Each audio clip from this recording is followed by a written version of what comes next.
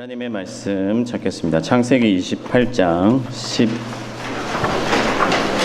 12절에서 19절까지 말씀인데, 창세기 28장 12절에서 19절까지 제가 먼저 한 절 읽겠습니다. 꿈에 본즉 사닥다리가 땅 위에 서 있는데 그 꼭대기가 하늘에 닿았고, 또 본즉 하나님의 사자들이 그 위에서 오르락내리락 하고, 또 본즉 여호와께서 그 위에 서서 이르시되 나는 여호와니 너의 주 아브라함의 하나님이요 이스라엘의 하나님이라. 네가 모르는 땅을 내가 너와 네 자손에게 주리니 내 자손이 땅의 티끌같이 되어 내가 서쪽과 동쪽과 북쪽과 남쪽으로 퍼져나갈지며 땅의 모든 족속이 너와 내 자손으로 말미암아 복을 받으리라. 내가 너와 함께 있어 내가 어려워하든지 너를 지키며 너를 이끌어 이 땅으로 걸어가게 하시라. 내가 네게 허락한 곳에 나아 이르기까지 너를 떠나지 아니하게 하시니라. 야곱이 잠이 깨어 이르되 여호와께서 과연 여기 계시거늘 내가 알지 못하였도다. 이에 여호와를 내려보다 이곳이여 이곳은 하나님 하늘의 집이요 이는 하늘의 문이로다 하고. 야곱이 아침에 일찍 일어나 베개로 삼았던 돌을 가져다가 기둥으로 세우고 그 위에 기름을 붓고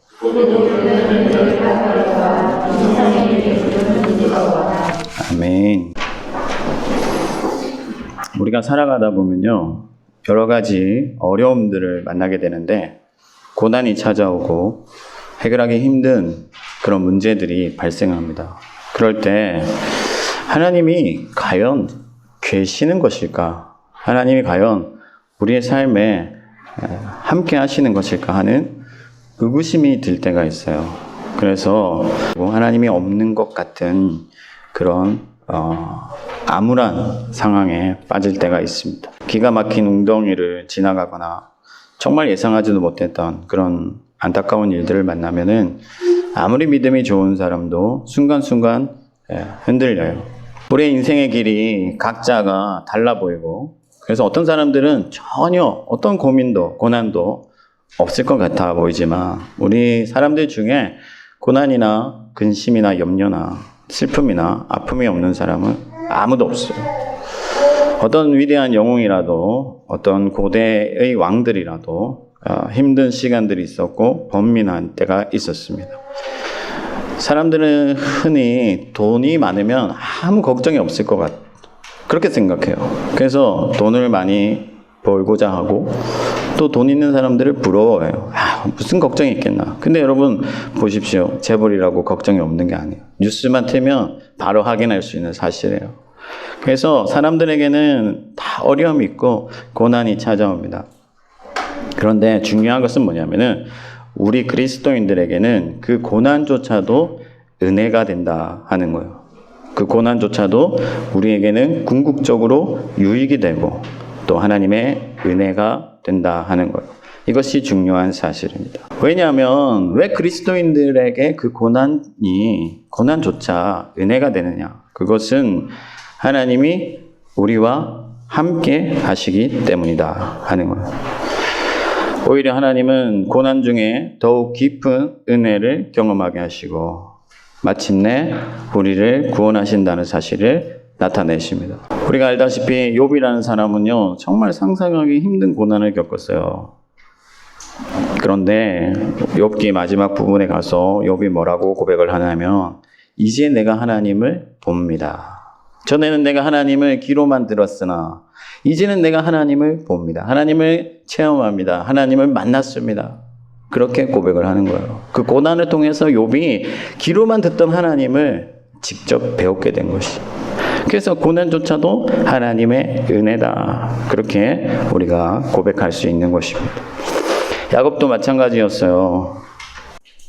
오늘 본문은 야곱이 형 에서를 피해 고향 또 자기 집을 떠나서 삼촌의 집으로 도망하는 여정의 한 대목을 보여주고 있는데, 이 고난의 여정 가운데서 야곱이 어떻게 하나님의 은혜를 경험하였는지를 살펴보면서 우리의 고난 중에도 은혜 주시는 하나님을 만나고 또 그 하나님께 합당한 영광을 올려드릴 수 있기를 바랍니다. 첫 번째, 하나님께서 고난 중에 주시는 은혜는 보존의 은혜를 주신다.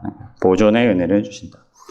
여러분, 야곱에게 왜 이런 일이 일어났다고 생각하십니까? 하나님이 그를 구렁텅이로 밀어 보내셨다고 생각하시나요? 그렇지 않습니다. 야곱은 욕심이 많은 사람이었어요. 그런데 이 욕심 자체는 나쁘진 않았어요. 그가 이렇게 꿈꾸는 욕심은, 갈망하는 욕심은 뭐냐면은 하나님의 복이거든요. 하나님의 은혜. 하나님이 자기에게 주시겠다고 한 그 약속의 복을 쟁취하기를 원했어요. 그래서 어떤 선한 면도 있습니다. 하나님께서 이쁘게 보실 만한 측면도 있어요. 그럼 뭐가 문제냐? 하나님보다 앞서가는 게 문제예요. 하나님께서 야곱에게 복을 주시겠다고 약속하셨잖아요. 그죠? 그래서 형보다도 더 큰 자가 되리라 말씀하셨어요. 그 얘기를 많이 들었을 거예요. 엄마에게서. 그런데 하나님의 때에 하나님의 방법으로 하나님께서 하실 것인데 야곱이 인간적인 방법, 형을 속이고 아버지를 속이고 가족들을 배신하고 그런 어떤 인위적인 방식, 인간적인 방식으로 그 복을 쟁취하려 했다. 그러니까 하나님이 주시는 은혜를 기다리지 아니하고 자기 힘으로, 자기 욕심으로 그 복을 쟁취하려고 했다. 자기 손에 넣으려 했다는 거예요. 이것이 문제였습니다. 야곱이 하나님의 길을 따르지 아니하고 인간의 길을 따르고 반칙과 편법을 저질렀을 때 그에게 고난이 찾아왔다. 어려움이 닥쳤다. 아픔이 찾아왔다는 겁니다. 그에게 닥친 고난은 어떤 고난이냐? 생명이 위태로운 고난. 사람에게 찾아오는 고난 중에 이거보다 더 큰 고난이 있겠어요? 더 큰 아픔이 있겠습니까? 형 에서가 야곱을 죽이려 하는데, 여러분, 형 에서는요 보통 사람 아닙니다. 나갔다 하면 짐승들을 막 어깨에 막 짊어지고 돌아오는, 활을 쏘면 백발백중이고 칼을 휘두르면 몇 명씩 죽이는 그런 사람이었단 말이에요. 그런 사람이 자기를 죽이겠다고 하니까 얼마나 무서웠겠어요. 이렇게 야곱이 죽을 위기에 처했을 때 하나님이 어떻게 하셨느냐? 그를 두고 보시지 않았다. 야곱에게 피할 길을 내셨다. 삼촌 라반의 집으로 도피시키셨다. 이것이 하나님의 보존의 은혜예요. 물론 그것은 그의 어머니의 아이디어였지만 하나님께서 그 모든 일 뒤에 배경으로 존재하고 계신다. 하나님께서 라반의 집에 준비시키시고 야곱을 훈련시키시려고 모든 것을 계획하고 계시고 그 길을 여셨다 하는 거예요. 하나님은 야곱에게 피할 길을 내셔서 그가 죽음에 처하지 않도록, 사망에 빠지지 않도록, 생명을 잃지 않도록 보존해 주신다. 이것이 하나님의 보존의 은혜다. 우리도 마찬가지예요, 여러분. 우리도 죄인이고 연약하고 우리도 자주 각기 제 길로 가는, 인간의 길을 따르는, 그래서 넘어지고 실패하고 심지어 사망에 빠지는 그런 존재들이지만 하나님은 마침내 우리에게 피할 길을 내시고 우리를 보존하여 주시고 구원에 이르게 하심을 믿으시기 바랍니다. 하나님은 야곱에게 복을 주시겠다고 약속하셨어요. 너를 구원하게, 너를 더 큰 자가 되겠다고 약속하셨어요. 그 약속을 야곱의 연약함, 야곱의 죄성에도 불구하고 마침내 스스로 그 약속을 지키신다. 하나님은 그의 그릇된 방식으로 고난이 찾아왔음에도 그에게 피할 길을 내시기 뿐만 아니라 오히려 그를 연단하시려고 그의 모든 여정을 계획하사 그를 더욱 성숙시키신다. 그래서 고난조차도 그에게 유익이다 하는 거예요. 우리 그리스도인들에게 찾아오는 이 고난은 그냥 오는 것이 아닙니다. 하나님 우리를 깨닫게 하시고 우리를 성숙시키시고 우리를 더욱 단단하게 만드실 거예요. 그래서 그리스도인들에게는 고난조차 유익이다. 물론 욥은요 까닭 없이 고난을 받았어요. 욥기가 보여주는 것은 인생들 가운데 까닭 없이, 이유 없이, 근거 없이 찾아오는 고난도 있다 하는 거예요. 그러나 그 고난조차도 하나님의 섭리 안에 있으며 그 고난이 그에게 유익이다 하는 것을 보여주는 것이죠. 그러나 많은 경우에 있어서 우리의 삶에서 찾아오는 고난들은 우리의 연약함과 우리의 실수와 우리의 무지와 우리의 죄성에 근거할 때가 많다는 것입니다. 사사시대의 이스라엘 백성들에게 왜 고난이 찾아왔습니까? 그들이 스스로 미련하여서 하나님의 길을 따르지 아니하고 죄의 길을 따르고 우상을 섬기는 길을 따랐기 때문에 그들에게 고난이 찾아왔잖아요. 다윗에게는 왜 고난이 찾아왔습니까? 그가 음욕을 이기지 못하고 범죄함으로 그에게 고난이 찾아와요. 야곱은 하나님의 때를 기다리지 아니하고 인간적인 방식을 취함으로써 하나님의 나라에 커다란 위협을 불러왔다. 왜? 하나님은 이 아들을 통해서 그의 언약을 지켜가시고 그의 사람들을 태어나게 하셔서 마침내 예수 그리스도를 이 땅에 보내실 건데, 야곱이 실수를 하여서 야곱이 자기의 죄성으로 인간의 길을 택함으로써 그 생명을 빼앗기게 됐잖아요. 하나님의 나라에 큰 위협을 불러왔다. 그럼에도 불구하고 하나님께서는 자기 언약을 지키사 그에게 피할 길을 내시고 그를 보존하여 주신다.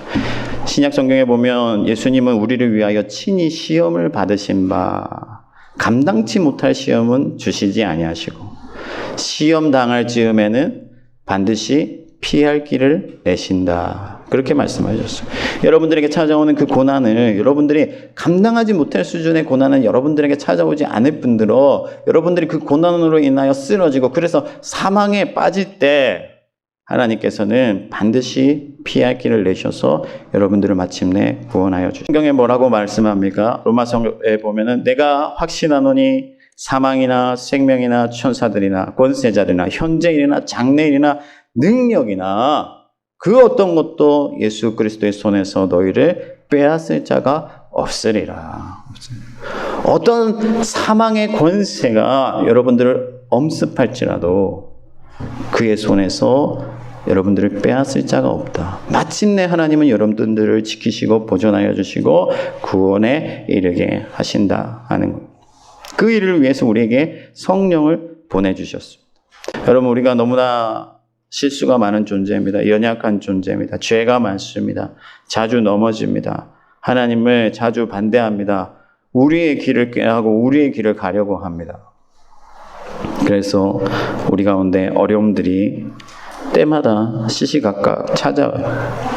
그러나 하나님은 그런 여러분들을 포기하지 않으시고 때마다 그의 능력을 베풀어 주시고 지혜를 주시고 또 환경들을 열어주셔서 여러분들을 끝까지 보존하여 주시고 오히려 그 고난이 여러분들에게 유익이 될 수 있게 하여 주신다. 물론 이것은 여러분들의 인생의 어떤 여정만을 말하는 거 아니에요. 어떤 인생을 살아가다가 찾아오는 때때로 찾아오는 그런 고난들뿐만 아니라 여러분들의 신앙적인 측면에서 우리가 이해를 해야 됩니다.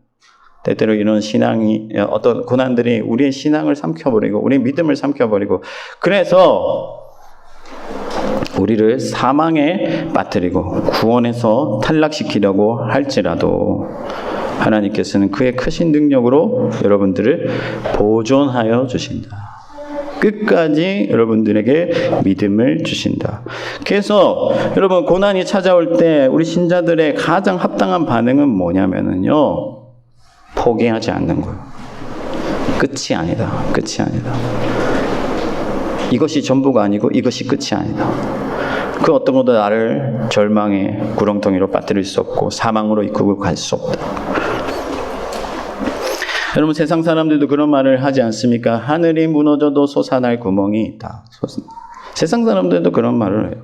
하물며 전능하신 하나님을 믿는다는 우리가 어떤 고난이나 아픔이 찾아올 때 좌절하고 절망하여서 끝이라고 생각하지 말아야 됩니다. 포기하지 않아야 돼요. 하나님이 여러분들을 보존하여 주십니다. 제가요 예전에 장사하다가 진짜 심하게 한번 속된 말로 말아먹고 거지가 됐어요. 완전히 거지가 돼가지고 어느 날 이제 친구가 점심을 사주겠다고 해서 시내에 나갔다가 밥을 먹고 뭐 이런저런 얘기하다 돌아오는데 버스를 한 2번 갈아타야 돼요. 근데 그 어느 버스를 갈아타는 지점에서 다음 어떤 버스를 타야 되는데 그때는 환승이 안 되니까 다음 버스를 타야 되는데 딱 버스 차비만 남은 거예요. 근데 또 배가 너무 고픈 거예요, 저녁에. 근데 거기 이제 어묵 파는 이렇게 포차가 있었거든요. 그래서 갈등이 오는 거예요. 내가 저 어묵을 사 먹을까? 아니면 편하게 버스를 타고 집에 갈까? 엄청 갈등이 오는데 저 어묵이 너무 먹고 싶고 배는 고프고 그래서 아휴 시간도 많은데 걸어가자 하고 어묵을 탁 사서 먹고 이제 집까지 걸어가는 거예요. 1시간 한 반 정도 걸어가는데 1시간 반 정도 걸어가다가 이 낙동강에 저기 보면은 을숙도 지나갈 때 이 다리가 있어요. 다리가 그 다리 위를 이렇게 건너서 지나가는데 야 이렇게 살아서 뭐 하겠나 이런 생각이 드는 거예요. 내가 이제 이 젊은 나이에 이렇게 살 바에 내가 인생을 살았으면 뭐 하겠나 이런 생각이 드는 거예요. 그래서 그때 찾아온 생각이 뭐였냐면은 내가 만약에 이 어려움들을 헤쳐나간다 할지라도 또 이런 어려움이 찾아오지 않으리란 법이 없잖아요. 그럼 내가 이 인생 과연 살 수 있을까? 그래서 제가 낙동강 다리에서 뛰어내리려고 딱 봤는데 너무 감사하게도 제가 고소공포증이 있어요. 너무 높은 거예요, 거기가. 그래가지고 포기하고 다시 이제 이렇게 길을 걸어왔어. 이 자리에 서 있잖아요. 여러분, 포기하지 않으면은 하나님이 다음 일을 모르는 거예요. 여러분, 제가 이 자리에서 여러분들에게 설교할 수 있을 것이라고 그 시점에 누가 알았겠어요? 아무도 상상하지 못하는 생각. 그러나 하나님은 모든 것을 계획하시고 모든 길을 준비하시고 여러분들을 위하여 일하신다는 거예요. 포기하지 마십시오. 어떤 어려움이 찾아오든 어떤 고난이 찾아오든 끝이 아니다. 두 번째, 하나님께서 여러분들에게 주시는 은혜는 무엇이냐? 긍휼의 은혜다. 긍휼의 은혜를 주신다. 당시에 이제 야곱이 하란으로 가야 되는데 지금 본문은 어디입니까? 베델이라는 곳에 있잖아요. 야곱이 베델이라는 곳에 있는데 하란으로 갈 때 베델로 갈 필요가 없어요. 동쪽으로 바로 돌아서 하란으로 가면 됩니다. 그런데 일부러 이렇게 선회해서 베델로 올라갔단 말이에요. 그러면 왜 베델로 갔을까? 내비가 고장이 났어? 아니죠. 베델에 간 목적이 있다는 거예요. 목적이 있어. 왜 베델로 갔을까? 그곳에 야곱의 할아버지 아브라함의 제단이 있다.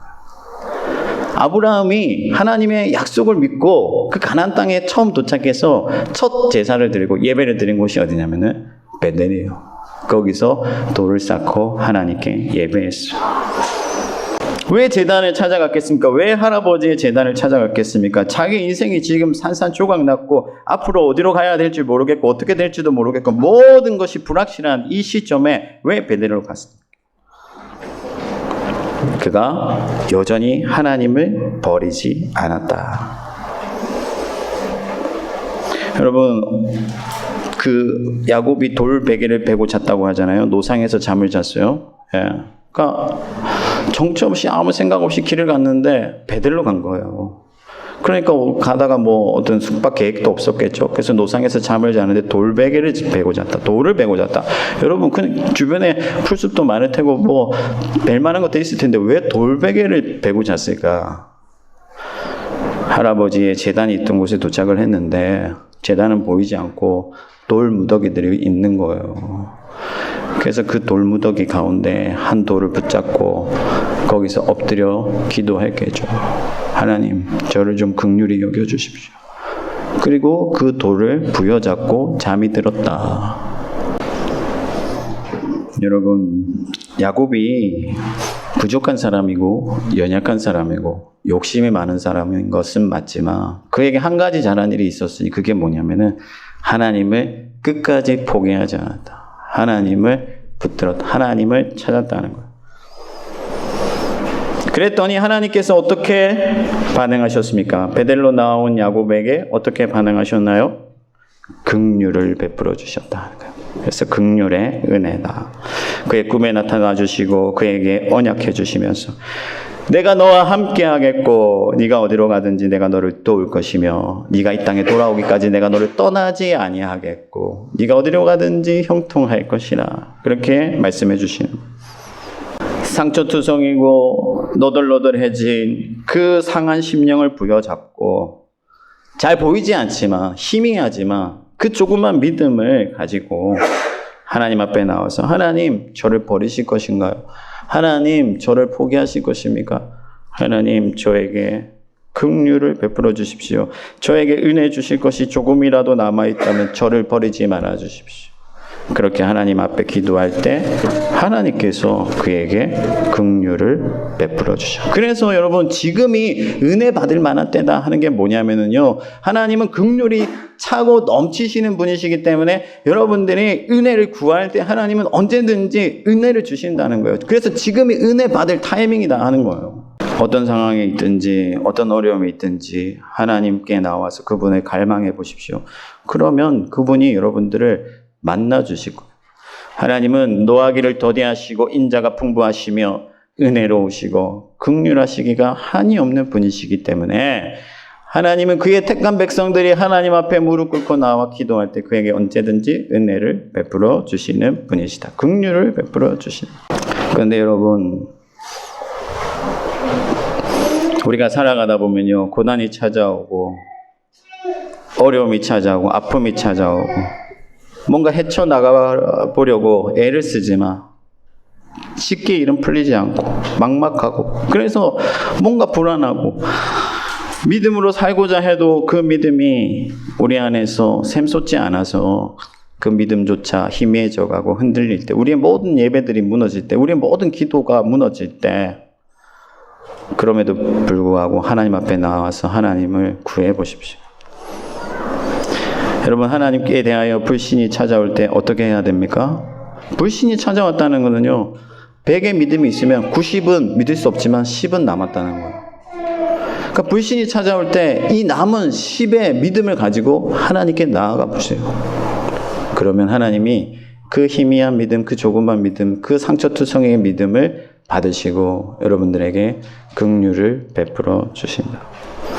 우리가 찬송 부를 때요, 돌베개 베고잠 같습니다 라는 찬송이 있잖아요. 돌베개 베고잠 같습니다. 사람들은 그 찬송을 부를 때 어떤 걸 연상하냐면요, 그래 우리 인생이 이 돌을 베고 자면 얼마나 아프냐 이러면서 돌베개 베고 자는 것 같지 뭐 이렇게 생각하잖아요. 근데 그게 아니고 돌베개 베고잠 같다는 건 뭐냐면요, 야곱의 심정과 영혼의 상태를 보여주는 거예요. 예배가 다 무너졌어요. 제단들이 다 무너졌어요. 그러나 그 가운데 한 돌을 붙잡고 하나님 앞에 씨름하는 거죠. 포기하지 않는 거죠.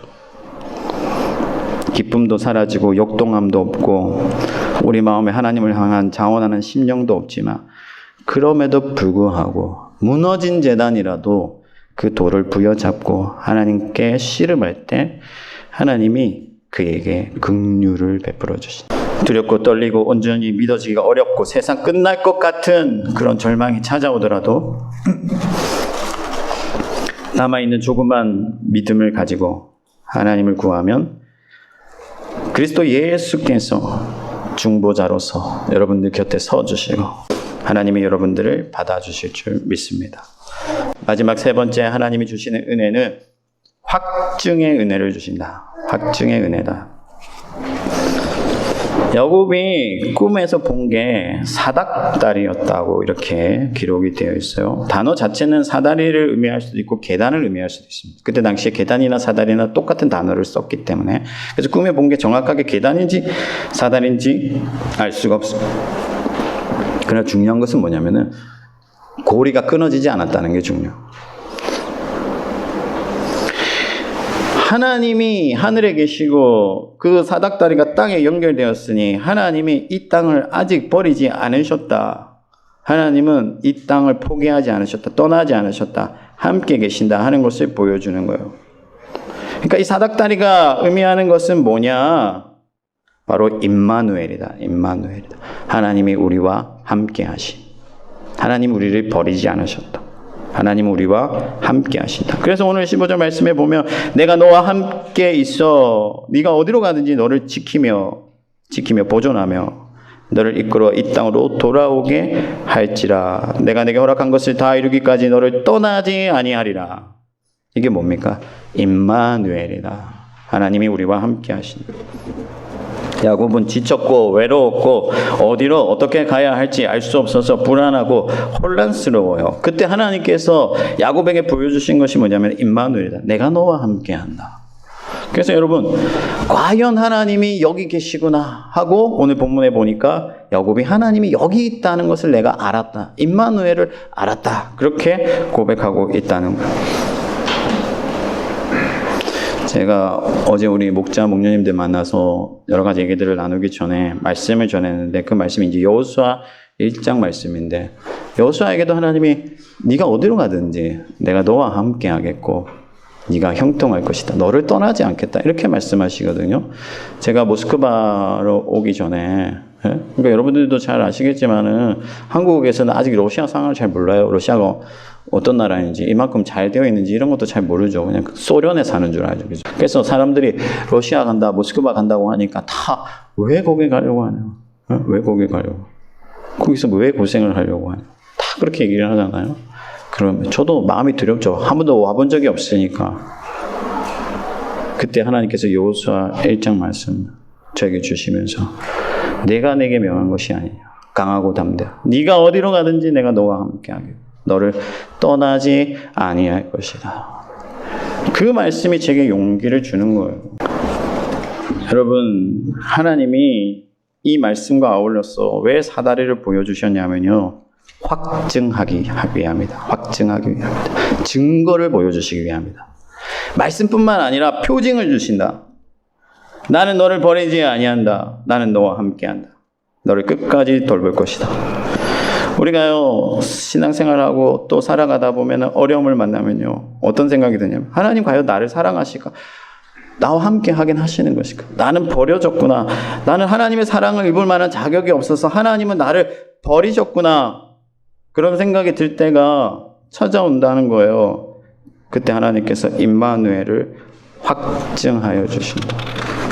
그 가장 강력한 증거가 누구시냐? 바로 임마누엘 예수 그리스도이다. 하나님의 사랑의 가장 강력한 증거가 무엇입니까? 바로 예수 그리스도이다. 그래서요, 야곱이 거기서 확증한 증거를 보니까 어떻게 했습니까? 다시 제단을 쌓는 거예요. 예배를 회복하는 거예요.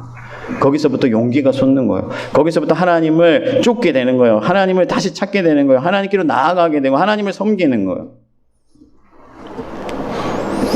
하나님은 여러분에게 다양한 방식으로 증표를 주시는데 어떤 환경을 주시기도 하고 사람을 보내기도 하시고 그렇게 하세요. 구약에 보면 하나님은 아브라함에게 할례를 주셨어요. 모세에게는 지팡이를 주셨습니다. 그래서 이 지팡이로 능력을 베풀게 하셔. 지팡이를 쥐고 항상 모세가 지팡이를 쥐고 다녀요. 하나님이 표징으로 주신 것, 증표로 주신 것. 그냥 궁극적이고 결정적이고 우리에게 확실히 하나님의 사랑을 보여주는 증표가 있는데 그것이 뭐냐? 바로 우리 주 예수 그리스도이고 그의 십자가다 하는 거예요. 로마서 5장 8절에 보면요, 우리가 죄인 되었을 때에 그리스도께서 우리를 위하여 죽으심으로 하나님께서 우리에 대한 자기의 사랑을 확증하셨느니라. 확증하셨느니라. 그러니까 우리의 삶의 가장 궁극적이고 유일한 위로는 무엇이냐? 바로 우리 주 예수 그리스도의 십자가다. 그분은 그와 같이 우리를 버리지 아니하시겠다고 약속하셨어요. 예수 그리스도께서 승천하시면서 뭐라고 말씀하셨습니까? 보라, 세상 끝날까지 내가 너희와 항상 함께 있으리라. 여러분들이 숨 쉬는 순간 어디에 있든지 심지어 화장실에 있어도 하나님은 여러분들을 버리지 아니하시고 여러분들 곁에 항상 함께하여 주신다. 그러니까 여러분 외로움이 찾아오잖아요. 한국에 지금 우울증이 너무 심각하거든요. 사회 문제가 심각하잖아요. 그래서 우울증 걸린 사람한테 아우 야, 깊은 생각 많이 해 뭐 이런 식으로 되지도 않는 그런 처방들을 막 사람들이 남발한단 말이에요. 이게 지금 세상에 정말 이 우울한 사회가 심각한 문제예요. 여러분 우리 사람들은요 연약하기 때문에 외롭고 우울하고 그래서 하나님마저 나를 버린 것 같은 그런 순간들이 찾아와요. 그러나 여러분 십자가 앞으로 나아가서 예수 그리스도의 그 죽으심을 성령 안에서 분명히 목격할 때 우리는 하나님이 우리를 너무나도 사랑하시고 계신다는 거. 세상 모든 사람이 나를 등지고 나를 버려도 하나님은 나를 포기하지 아니하시고 나를 사랑하신다는 사실을 분명히 깨닫게 될 줄 믿습니다. 그래서 우리의 가장 본질적인 위로는 바로 예수 그리스도이시다. 하이델베르크 문답 제1문에 보면요. 죽어서나 살아서나 나의 몸과 영혼의 유일하신 위로는 나의 죄를 사하시기 위하여 피 흘리신 그리스도 예수다. 그렇게 대답하고 있어요. 하나님이 우리에게 가장 강력한 증거로 임마누엘 예수 그리스도를 주셨으니 우리의 가장 본질적인 위로도 예수 그리스도다. 여러분 세상 어디에서 위로받고 계십니까? 세상 친구들이 여러분들한테 좀 잘해주면 위로가 되세요? 돈이 좀 현찰이 들어오면 위로가 됩니까? 여러분 아무리 여러분 돈이 많아도 그런 것들은 바람같이 사라질 거예요. 우리의 궁극적인 위로, 우리를 버티게 하는, 우리를 살아내게 하는, 이 험한 세상에서 계속해서 길을 걸어가게 할 수 있는 가장 강력한 위로가 뭐냐? 예수 그리스도의 십자가. 우리를 위하여 피 흘리시기까지 죽으신 그분의 십자가. 그것을 우리가 위로로 삼고 힘들고 또 때로는 고날지라도 계속해서 그의 길을 걸어가야 된다. 여러분, 말씀을 정리하겠습니다. 제가 예전에 여러분 아까도 얘기했지만 고난을 많이 받았어요. 죽고 싶은 순간들도 있었고, 제가 예전에 그 얘기를 한번 했는지 기억이 안 나는데, 처음 장사 시작했던 게 이제 토스트 가게인데, 토스트 가게. 그 토스트 가게가 태풍에 이제 침수를 당했거든요. 제가 26살 때인가 7살 때인가 잘 기억이 나지 않는데, 제가 부자 되고 싶었다고 했잖아요. 그래서 1년 회사 일하고 번 돈, 친구들한테 돈 빌려서 그래가지고 토스트 가게를 오픈을 했는데, 오픈한 지 3개월 만에 그 매미 태풍이 와가지고 그 동네가 침수가 됐어요. 그런 순간들도 있었어요. 도무지 하나님을 예배할 수 없는 순간들. 정말 하늘에 대고 그런 얘기가 나와. 하나님, 저한테 무슨 감정이 있으시, 무슨 억한 심정으로 저한테 이렇게까지 하실 수가 있어. 그렇게 예배가 무너지는 그 순간에조차 내가 포기하지 아니하고 하나님을 찾고 또 예수 그리스도의 십자가 앞에 엎드렸더니 하나님께서 다시 내 손을 잡아주시고 일으키시고, 모든 사람이 너를 포기한다 할지라도 나는 너와 함께한다. 하나님이 저를 끝까지 사랑하신다고 말씀해 주셨기 때문에 그 십자가 앞에서 다시 주님께로 돌이키고 지금 이 자리에 있는 줄 믿습니다. 여러분들도 살아갈 때 힘든 순간들이 시시각각 찾아오겠지만, 그래서 예배가 무너지고 모든 게 의심스럽고 하나님이 계시기나 한 건지 혼란스러울 때가 있겠지만 포기하지 말고 작은 믿음이라도 하나님 앞에 드려보세요. 그러면 하나님이 만나주시고 내가 너와 함께한다 말씀하시고 그리스도의 십자가로 여러분들을 향한 그 사랑을 확증하여 주셔서 다시 길을 떠나게 하시고, 그래서 마침내 여러분들을 베델로 돌아오게 하실 줄 믿습니다.